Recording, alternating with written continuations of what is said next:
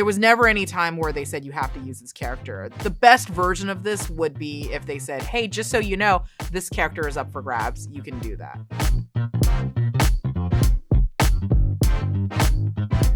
What we would do is mine the movies, we'd mine the comic books for characters that we wanted to use. Then we'd get to have the fun task of coming up with like funny reasons why they would be in legal trouble and need a lawyer or get involved with a lawyer. Then we'd have to go ask Kevin if we can use them. And, you know, it's a quick and simple yes or no. Sometimes we can't use a character because of a rights issue or because they already have other plans. Or other times then you get a yes and then you're like, great, now we know and we can keep doing this. I mean, luckily Kevin Feige is very hands-on, and especially in that aspect of things. Like, we had meetings with him a couple times a week where he would tell us how things were connected to what was coming. Abomination, Emil Blonsky was in my original pitch for the show 3 years ago. That's how long ago it was.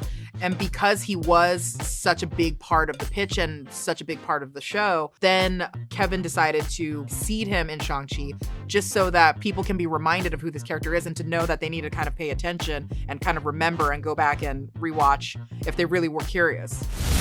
Maybe you'll start controlling those punches like we practiced.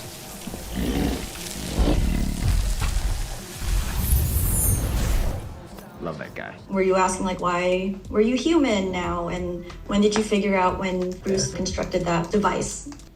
Yeah, I mean, yeah, I was like, I know, like, he has this device, and that's keeping him his banner, and that's going to play in this, and I'm like, okay, well, I know at some point this is going to be answered, even though we might not have that answer yet, we're going to find a way to make it make sense along the way.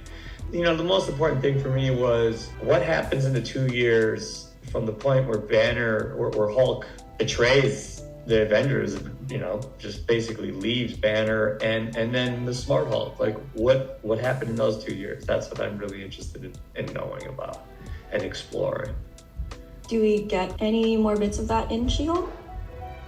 It starts to address it. It certainly opens the door to the question. You know, some of this is a leap of faith.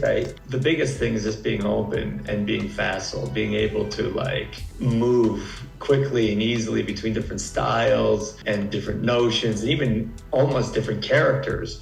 I always think it's so exciting to see these characters do things and become things that we never expected, that are totally surprising, because human beings do that all the time. You're not making a project that's in a vacuum, just a standalone piece. It's connected in so many ways. So having the resources of Kevin and his team was a key part in making the show make sense in the universe.